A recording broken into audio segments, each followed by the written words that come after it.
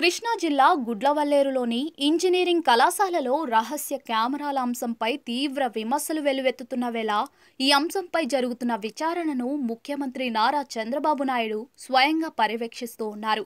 College హాస్టల్లో students అర్ధరాత్రి పూట తీవ్ర నిరసనలు, ఆందోళనలు వ్యక్తం చేయగా ఘటన విషయం తెలిసిన అధికారులు అలర్ట్ అయి చర్యలు చేపట్టారు.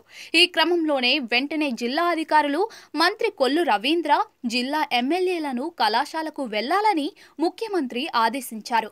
ఇక గుడ్లవల్లేరులో జరుగుతున్న పరిణామాలను ఎప్పటికప్పుడు సీఎం అధికారుల ద్వారా తెలుసుకున్నారు. ఈ ఘటనపై కృష్ణా జిల్లా కలెక్టర్, ఎస్పీలతో ఫోన్లో మాట్లాడిన సీఎం చంద్రబాబు విచారణ సాగుతున్న విధానంపై ఆరా తీశారు. ఈ వ్యవహారంలో ప్రస్తుతం జరుగుతున్న విచారణకు సంబంధించిన వివరాలను ప్రతి 3 గంటలకు ఒకసారి తనకు రిపోర్ట్ చేయాలని అధికారులను ఇప్పటికే సీఎం ఆదేశించారు. ఇక కాలేజ్ హాస్టల్లోని విద్యార్థుల ఆందోళనలు, ఆవేదనను పరిగణలోకి తీసుకుని సమగ్రంగా దర్యాప్తు జరపాలని అధికారులకు ఆదేశాలు జారీ చేశారు. హాస్టల్ బాత్రూంలో ఏర్పాటు చేసిన స్పై కెమెరాల ద్వారా వీడియోలు తీశారన్న విషయంలో నేరం రుజువైతే దానికి సంబంధం ఉన్న వారిపై కఠిన చర్యలు తీసుకోవాలని సూచించారు.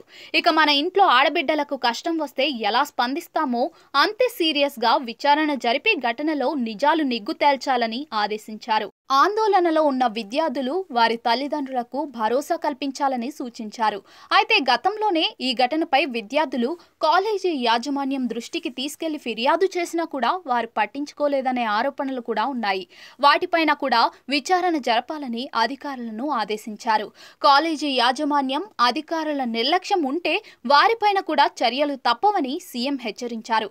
ఇక విద్యార్థులు, తల్లిదండ్రులు ఎవరూ కూడా అధైర్యపడొద్దని, ఈ వ్యవహారంపై ప్రభుత్వం కఠిన చర్యలు తీసుకుంటుందని ముఖ్యమంత్రి చంద్రబాబు హామీ ఇచ్చారు.